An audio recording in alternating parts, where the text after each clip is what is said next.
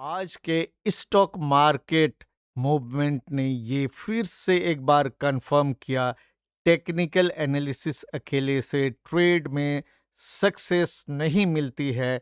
आपको trading psychology, risk management and trading discipline बहुत ज़रूरी है, क्योंकि आज के शुरुआत में निफ्टी ने हमारे एनालिसिस के हिसाब से मूवमेंट दिया, लेकिन फिर ये नीचे की ओर गया।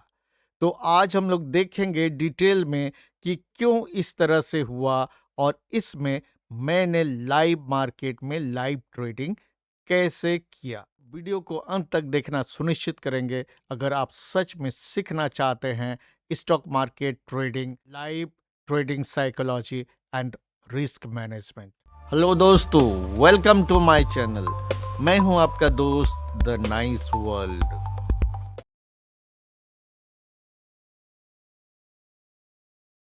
पहले देखते हैं आज निफ्टी ने किस तरह इंट्राडे मूवमेंट दिया। यहाँ पे देखिए, आपको एलियट वेव एनालिसिस वाला ड्राइंग भी दिख रहा है। इसको मैं थोड़ा देर हटा देता हूँ तो आपको कंफ्यूजन कम होगा। कल हम लोगों ने ये सोचा था, ये सी का पार्ट है, 1 2 3 4 और 5 बनना है। ये 3 के आसपास तक मिनिमम आना चाहिए, हमने कहा था। ये उसके नीचे खुला, तो यहाँ देखिए, यहाँ नीचे खुला और फिर ये ऊपर गया। इसको भी मैं मिटा दे रहा हूँ। इसमें मैं बार बार कहता हूँ, एनीथिंग कैन हैपन। ये मार्क डगलस ने अपने ट्रेडिंग इन द जोन में क्लियरली कहा है, और इसी के लिए हमेशा आपको अगर मानना है एनीथिंग कैन हैपन, तो आपको अपने ट्रेडिंग साइकोलॉजी से ईगो को ख़त्म करना होगा। और आपने ध्यान दिया होगा, ईगो किल्स करके मैंने एक ट्रेडिंग साइकोलॉजी वीडियो आपके लिए दिया है, लेकिन बहुत लोगों ने नहीं देखा होगा। अगर मान लीजिए आप ईगो के साथ ट्रेड करेंगे और बाय में ही अटके रहेंगे, प्रॉफिट जो यहाँ से यहाँ, अगर किसी ने यहाँ पे लो में बाय किया, यहाँ से यहाँ का प्रॉफिट काफ़ी है इंट्राडे ट्रेडर के लिए। यहाँ से देखिए, इस बीच में से आप कहीं से लेते हैं तो 100 पॉइंट्स का आपको प्रॉफिट यहाँ पे मिल रहा है। तो 100 पॉइंट का प्रॉफिट कम नहीं होता है, लेकिन आपको अगर ग्रीड हो जाए, ये भी एक साइकोलॉजिकल फैक्टर है, ग्रीड एंड फियर। वो अगर हो जाए आपको ग्रीड, तो आप यहाँ प्रॉफिट बुक नहीं करोगे। जबकि यहाँ पे आप देखिए, ये यहाँ किस तरह से आपको बता रहा है। ये जो है, ये 50 मूविंग एवरेज है।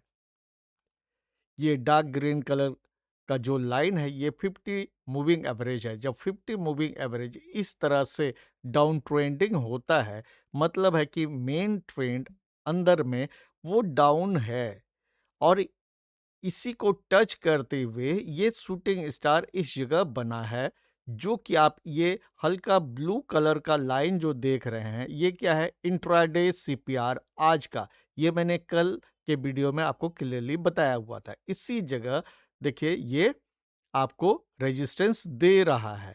यहाँ पे शूटिंग स्टार बना, तो ये हो गया एक आपका इंट्राडे सीपीआर रेजिस्टेंस, अपर बॉलिंजर बैंड, और ये सिंपल मूविंग एवरेज 50। तो इतना आपको यहाँ पर कन्फ्लुएंस ऑफ रेजिस्टेंस मिल रहा है, जहां पर ये शूटिंग स्टार बना। नेक्स्ट कैंडल ने यहां पर कंफर्म कर दिया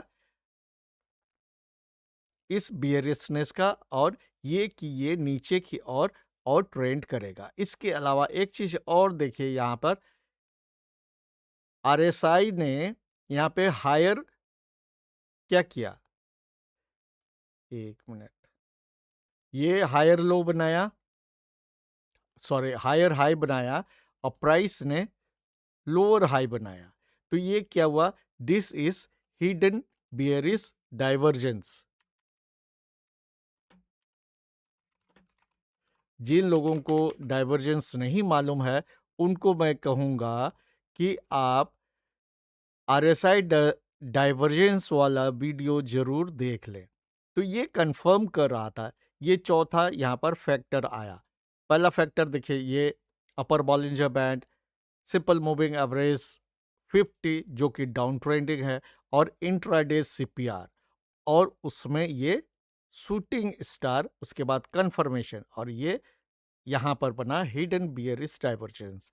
तो ये चीख चीख के कह रहा है कि अगर आपने यहाँ बाय किया है, आप इस यहाँ से जो ट्रेंड अभी फ़िलहाल चल रहा है, उसके अगेंस्ट भी अगर आपने काम किया है, क्योंकि आप इस लोअर बॉलिंजर बैंड में बाय कर सकते हो।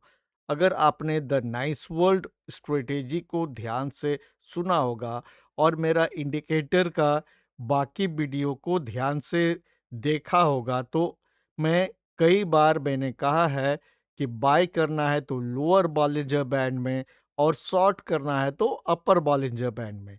तो अगर आपने यहाँ पे बाय किया होगा, एक मौका ज़रूर आपको मिला होगा यहाँ पे प्रॉफ़िट निकालने का। लेकिन इसके बाद अगर आप सोच रहे हैं और कल के एनालिसिस से पूरी तरह से बायस्ड हैं और इस चीज़ को भूल गए हैं कि anything can happen in the stock market, तो फिर ये आपको देखिए इस तरह से ये नीचे आएगा। और अगर आपने ऑप्शन में ट्रेड किया होगा, जैसे ही इस तरह से नीचे आएगा, तो आपका जो प्रॉफिट है वो गारंटी से लॉस में कन्वर्ट हो चुका होगा। और यहाँ से देखिए इस तरह से, और इसके बाद जो ईगो है और ये कि थोड़ी देर में वापस जाएगा, यहाँ आपको मॉर्निंग स्टार पैटर्न दिखा होगा, थोड़ा सा ऊपर आया, तो इस तरह से आपको आपके साइकोलॉजी से खेलते हुए आपका प्रॉफिट पूरी तरह से लॉस में बदल जाएगा। तो हमारे कल के एनालिसिस के हिसाब से तो हम बायस थे, लेकिन यहाँ पर ये बता रहा है कि यहाँ बियरिश हो गया है, और इसके बाद देखिए ये है। तो अब मैं आप लोगों को अपने ओरिजिनल ट्रेड के बारे में बताऊंगा, और क्यों मैंने उस तरह से ट्रेड किया वो भी, क्योंकि मेरा मकसद है ट्रेडिंग साइकोलॉजी, रिस्क मैनेजमेंट और ट्रेडिंग एंड इन्वेस्टिंग सिखाना।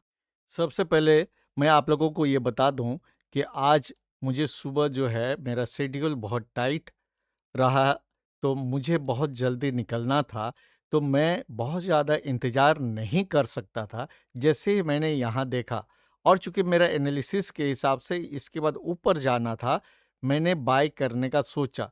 लेकिन मेरी गलती क्या हुई आपको दिखाता हूँ। इस तरफ आइए, इसको मैं क्लोज़ करता हूँ। ये मैं ऑप्शन सेलर हूँ, तो यहाँ पे सेल करना था। लेकिन आप देखिए मेरे से गलती क्या हुई। सुपर ट्रेंड फ्लैट है, ठीक है, ये बियरिश है, लेकिन इसमें मूविंग एवरेज 50 ऊपर की ओर जा रहा था। लेकिन मैं ये सोच रहा था कि मैं दिन भर नहीं रहूँगा मार्केट के सामने, मुझे सुबह ट्रेड करना है और निकल जाना है। तो मैंने यहाँ पे एक ट्रेड लिया। ये जैसे इस तरह से ऊपर जाने लगा, तो मुझे लगा कि ये ऊपर जाएगा, लेकिन मुझे इंतज़ार करना चाहिए था, जो मैंने नहीं किया, क्योंकि इस जगह आप देखिए ये मिड बॉलिंजर बैंड के आसपास में था, और यहाँ मैंने शॉर्ट किया, और नेक्स्ट कैंडल में ही यहाँ स्टॉप लॉस मेरा हिट हुआ। मैं 20 पॉइंट्स का 19 से 20 पॉइंट का स्टॉप लॉस रखता हूँ, और हमेशा ब्रैकेट ऑर्डर लगाता हूँ। जैसे ये क्विक ट्रेड है, आप इसमें देखेंगे, मैंने आपको पहले भी बताया हुआ था, ये सेटअप ऑलरेडी इस तरह से मेरा रहता है। इसको मैं बाद में भले एडजस्ट करता हूँ, टारगेट को जैसे 60 है उसको 50 कर लेता हूँ। यूजुअली ये मेरा सेटअप है। जैसे ही मैं क्लिक करूँगा ऑटोमेटिकली ये सेट हो जाएगा। तो ये नेक्स्ट कैंडल में ही यहाँ पे आप देखिए ये 5 मिनट का कैंडल है, स्टॉप लॉस हिट हो गया। लेकिन इसके बाद जब ऊपर गया अपर बॉलिंजर बैंड में यहाँ, और एट द सेम टाइम आप देखिए निफ्टी यहाँ पर इस तरह से आरएसआई भी ऊपर जाने लगा, और यहाँ जैसे हल्का ये ग्रीन कैंडल बनना शुरू हुआ, तो मैंने यहाँ पर अपर बॉलिंजर बैंड में यहीं पर शॉर्ट किया, और स्टॉप लॉस जो 60 पॉइंट था उसको मैंने 50 पॉइंट में ट्रेल कर दिया। और इसके बाद मैं अपने काम में बिजी रहा, और इस जगह जो है मेरा टारगेट देखिए, आप इसको क्लोजअप अगर करेंगे तो आपको पता चलेगा। ये यहाँ पे शॉर्ट हुआ और ये शॉर्ट हुआ ये 9:30 के आसपास में, और ये 9:55 से 10 ओ क्लॉक के बीच का कैंडल है, यहीं पर मेरा कहीं टारगेट निकल गया। तो यहाँ 20 पॉइंट का स्टॉप लॉस मैंने दिया और यहाँ 50 पॉइंट का मेरा टारगेट निकला। तो ये ओवरऑल दिन में 30 पॉइंट का मेरा प्रॉफिट हुआ। इसके बाद मैंने उसको देखा नहीं, अभी देख रहा हूँ। और ये देखिए, इसमें आप देखिए कि 100% मैं सही नहीं था, क्योंकि मेरा एनालिसिस के हिसाब से ऊपर जाना था। कल का ड्राइंग आप देख रहे हैं, लेकिन ये थोड़ा ऊपर जाके नीचे आया। इसमें मेरा क्या-क्या गलती है, आप उसको ध्यान से देखिए और नोट कीजिए। मेरी गलती क्या थी कि मेरे पास समय नहीं था मार्केट को फॉलो करने का और बैठ के देखने का, तब भी मैंने ट्रेड लिया। क्योंकि मैं थोड़ा-सा बायस्ड तो हर आदमी होता है, और ये बात आप लिख के रखिए कि हम लोग इमोशन कभी ख़त्म नहीं कर सकते हैं। We have to manage the emotions. आपको इमोशन को इग्नोर नहीं करना है। ट्रेड करने का मन है, मैंने ट्रेड लिया, लेकिन आप यहाँ देखिए कि मैंने अपना जो रिस्क मैनेजमेंट है, उसको अनदेखा नहीं किया। वो मेरा प्लस पॉइंट था। लेकिन यहाँ गलती क्या हुई कि ये आरएसआई जो है डाउन ट्रेंडिंग ही था। लेकिन मैं 10 बजे के बाद तो 9:30 के बाद मुझे निकलना ही था, तो ऑप्शन नहीं था। ये जो ट्रेड किया इसमें मेरा हिट हुआ। इसका फिर जब ये जाने लगा, तो मुझे लगा कि मेरा एनालिसिस सही है, लेकिन मिस हो गया है। मैं थोड़ा-सा एंट्री जो है यहाँ इसके हिसाब से मैंने गलत में लिया, क्योंकि मिड बॉलिंजर बैंड में मैं कोई ट्रेड ऐसे लेना नहीं चाहता हूँ। ठीक है? तो ये हुआ। यहाँ सही क्या किए, अपर बॉलिंजर बैंड में मैंने शॉर्ट किया जब सुपर ट्रेंड नीचे फ्लैट था और आरएसआई नीचे की ओर जा रहा है। और इस जगह में भी आपको यहाँ देखिए आरएसआई ऊपर जा रहा है, और ये कैंडल ग्रीन कैंडल शुरू हुआ ऊपर की ओर जा रहा है। यहाँ सुपर ट्रेंड फ्लैट है। जब फ्लैट होता है सुपर ट्रेंड और कैंडल उसके नीचे ग्रीन है, तो ये ऊपर कम स मिनिमम यहाँ तक आएगा। मैंने यहाँ तक के टारगेट के हिसाब से उसको सेट किया, ठीक है? तो यहाँ मैंने क्या सही किया कि मैंने अपने रिस्क मैनेजमेंट का ध्यान रखा और ट्रेडिंग साइकोलॉजी को मैंने जो है डिस्टर्ब नहीं होने दिया। औ और ब्रैकेट ऑर्डर में जो है टारगेट और स्टॉप लॉस लगा हुआ रहता है, और यहाँ हिट हो गया। नहीं तो आप देखिए, अगर मैं खुला ही रखता कि मैं तो कंफर्म हूँ आज बहुत ऊपर जाएगा, वेव 3 आने वाला है, मैंने लिखा था, उसके हिसाब से देखिए ये पीई जो है मैंने यहाँ शॉर्ट किया, इसके ऊपर कितना ऊपर चला गया, ये अल्टीमेटली मेरा लॉस में ही कटता। निफ्टी के 5 मिनट चार्ट में एलियट वेव एनालिसिस जो हमने किया था, वो क्या था? आप देखिए 30 दिसंबर से हमने देखा अप मूव। तो ये 1, ये 2, इसके बाद ये 3, 3 के बाद 4, 4 ने एक एलियट वेव ट्रायंगल बनाया, A B C D E. इसके बाद आइए, ये 2 जनवरी से फिर एक अप मूव आया और ये एक एंडिंग डायगोनल बनाया। तो यहाँ पे थोड़ा-सा हमें चेंज करना होगा। आज के मूवमेंट को देखिए, इसको मैं मिटाता हूँ।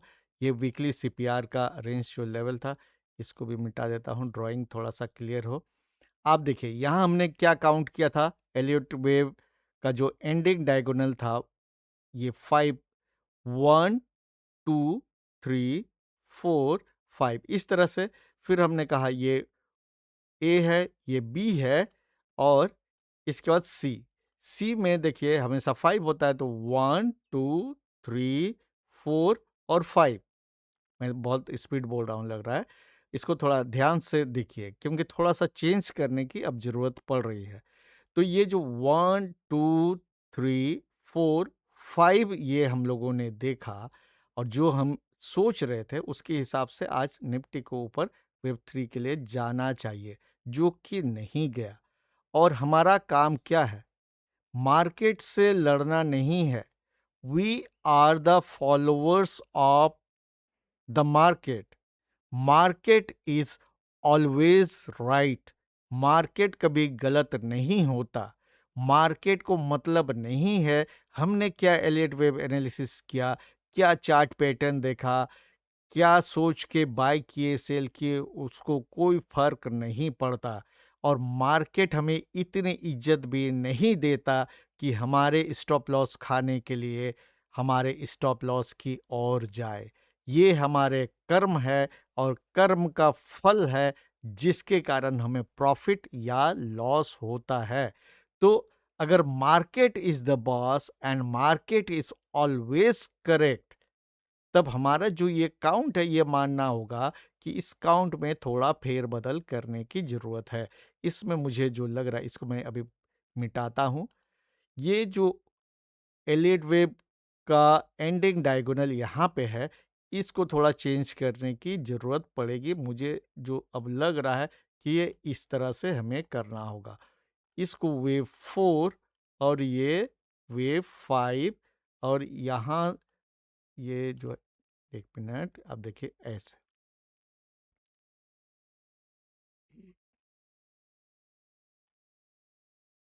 इसको मैं हटा दे रहा हूँ। अब देखिए, ये जो हाई है, ये हाई बी के कारण नहीं बना है, ये बना है वेव 1 के कारण। अब इस तरह से आपको सोचना होगा कि यहाँ से यहाँ ये 1 है, ये 2 है और ये 3 है। यहाँ से यहाँ ये 3 है और ये जो करेक्शन आया था 5 जनवरी को, ये वेव 4 है। इसके बाद जो मूव किया ये वेव 3 है, सॉरी वेव 5 है, स्मॉलर। और यहाँ से यहाँ ये एक एंडिंग डायगोनल है, क्योंकि यहाँ पे अगर ये वेव 4 है तब भी इस वेव 1 के टेरिटरी में आया है। और यहाँ देखिए वेव 4 इस वेव 2 के लो के नीचे नहीं आया। आप इसको देख लीजिए, हड़बड़ा के नहीं, आराम से। थोड़ा सा टाइम लग रहा है लेकिन लगने दीजिए। ये इस लेवल में है, मतलब ये वेव 2 नीचे ही है। यानी ये भी जो है 1 2 3 4 5, और इसमें जो है इंटरनल स्ट्रक्चर 3 3 3 3 ये हो सकता है। इसलिए ये जो है ये वेव 5 देखिए, यहाँ पर 1 2 3 आपको दिखेगा। ये 3 सब वेव स्ट्रक्चर है। ये यहाँ से यहाँ का जो वेव 5 है, ठीक है। तो ये वेव 5 के इंटरनल स्ट्रक्चर आपको इस तरह चेंज करने होंगे, क्योंकि आज मार्केट ने कह दिया कि हमने जो पहले सोचा था वो सही नहीं है। और मार्केट हमेशा सही होता है। ये वेव 1 का हाई है 26,373, जो कि ये एक एंडिंग डायगोनल ही है, क्योंकि एंडिंग डायगोनल का सब क्राइटेरिया ये फुलफिल कर रहा है। तो इसके बाद 5 जनवरी के बाद जो करेक्शन देखिए ये इस तरह से आया, ये करेक्शन वेव 2 है। और वेव 2 में आपको ए बी सी ढूंढना होगा। देखिए अब हमने फिबोनाची रिट्रेसमेंट टूल को सही जगह लगा दिया है। ये जो 5 जनवरी को हाई बना था 26,373.20, ये इसका हाई है और शुरुआत यहाँ से है, ये 30 दिसंबर। तो इसमें इंपॉर्टेंट फिबोनाची रिट्रेसमेंट लेवल क्या निकल के आ रहा है, 38.2%, जो कि है 26,184.90। 50% है 26,126 और 61.8% फिबोनाची रिट्रेसमेंट है 26,068। और अगर आपने फिबोनाची रिट्रेसमेंट का मेरा वीडियो देखा होगा तो आपको मालूम है सबसे इम्पॉर्टेंट जो जोन है, ये गोल्डन जोन, जो 50% और 61.8% फिबोनाची रिट्रेसमेंट लेवल के बीच में है। उसके ऊपर का जो जोन है ये भी बहुत इंपॉर्टेंट है, 38.2% से 50% का फिबोनाची रिट्रेसमेंट लेवल के बीच का जोन। और यहाँ आप अभी देखिए ये एग्जैक्टली 50% फिबोनाची रिट्रेसमेंट लेवल में इसने सपोर्ट लिया है। तो अब इसमें देखते हैं यहां से क्या है। यहां देखिए 1 2 3 4 5 ये क्लियर है। तो इससे बना क्या, ए। इससे बना ए, और ये जो वेव है ये बना बी। बी बना है तो अब बनेगा सी। सी नीचे वेव सी। वेव सी हमेशा 5 सबवेव स्ट्रक्चर होता है। इसमें थोड़ा सा कंफ्यूजन हो सकता है, इसीलिए होशियारी से ट्रेड करना है। और ये कैसे होगा, 1 2, क्या ये 3 होगा? 3 कंप्लीट नहीं है, तो ये 2 ऐसा भी हो सकता है। देखिए 1 मिनट, ये जो है 1 2 3, थोड़ा सा और देखना पड़ेगा हमें इस तरह से। तो अभी बहुत ज़्यादा हड़बड़ाने का नहीं है। एलियट वेव स्ट्रक्चर कंप्लीट नहीं है, और वेव सी में आपको 5 सबवेव स्ट्रक्चर बनेंगे क्लियर से। इसमें ये आप इसको चेक कर सकते हैं यहाँ से कि वेव बी कितना बना। यहाँ से देखिए ये 50% और 61.8% फिबोनाची रिट्रेसमेंट लेवल के बीच में गया, यानी कि इसका क्राइटेरिया भी सही है, कोई दिक्कत नहीं। क्योंकि जब वेब ए इस तरह से 5 सब वेब स्ट्रक्चर हो तो क्या होता है, करेक्शन जो है जिग जैग करेक्शन होता है। और वेब 2 में यूजुअली जिगजैग करेक्शन होता है, फ्लैट करेक्शन नहीं होता है। यहाँ अगर हम लोग जब मान रहे थे ये फ्लैट करेक्शन हो रहा था, थोड़ा अटपटा लग रहा था, लेकिन उस समय वही समझ में आ रहा था। तो अब ये वेब 2 सही तरह से लग रहा है, ज़्यादा सही लग रहा है। यहाँ से जो 5 दिसंबर से वेब 2 बनना शुरू हुआ है, ये एक जिगजैग करेक्शन है, जिसमें वेब बी जो है वेब ए का अप्रॉक्सीमेटली ये 60% आसपास में होगा। 61.8% और 50% के बीच में इसने यहाँ रेजिस्टेंस लिया और ये नीचे की ओर आया। तो ये वेव सी अभी बहुत क्लियर नहीं है, इसको लाइव मार्केट में देखना होगा। यानी थोड़ा सा ध्यान रखना है, इंतजार करना है। अगर ट्रेड करना मैंडेटरी है तो रिस्क मैनेजमेंट का ध्यान जरूर रखिए, और जो मैंने द नाइस वर्ल्ड स्ट्रेटेजी बताया है उसके हिसाब से रहिए। क्योंकि बहुत बार ऐसा होता है कि लाइव मार्केट में या स्मॉलर टाइम फ्रेम में एलियट वेव एनालिसिस आपको डिट्टो नहीं पता चलता है, थोड़ा सा काउंटिंग में मिस हो सकता है, जैसे यहाँ हमारा हुआ था। फिर भी आज मैंने यहाँ पे कुछ प्रॉफिट्स कमाए, क्योंकि मैंने रिस्क मैनेजमेंट और ट्रेडिंग साइकोलॉजी सही से फॉलो किया। तो इसका मतलब ये है कि जैसे ही वेव 2 कंप्लीट होगा तो वेव 3 मार्केट को ऊपर ले जाएगा।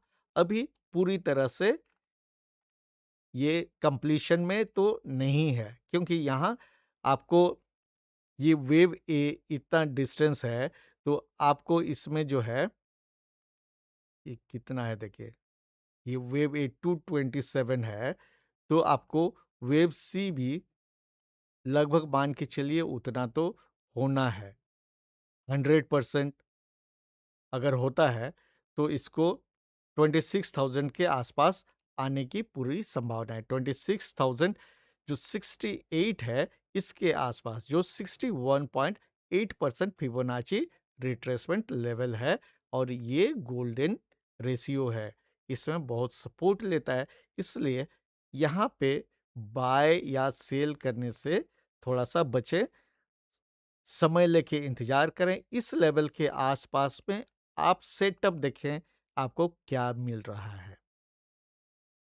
उम्मीद है आज का वीडियो आपको अच्छा लगा होगा। अगर वीडियो अच्छा लगा हो तो वीडियो को लाइक और शेयर ज़रूर कर दीजिएगा, और जिन दोस्तों ने अभी तक चैनल को सब्सक्राइब नहीं किया है तो चैनल को भी सब्सक्राइब ज़रूर कर दीजिएगा, ताकि मिलते रहे ऐसे ही ट्रेडिंग एजुकेशनल वीडियो और complete knowledge sharing about technical analysis, trading strategy, Elliott wave analysis, risk management and trading psychology। तो मिलते हैं नेक्स्ट वीडियो में, तब तक के लिए keep learning and stay safe.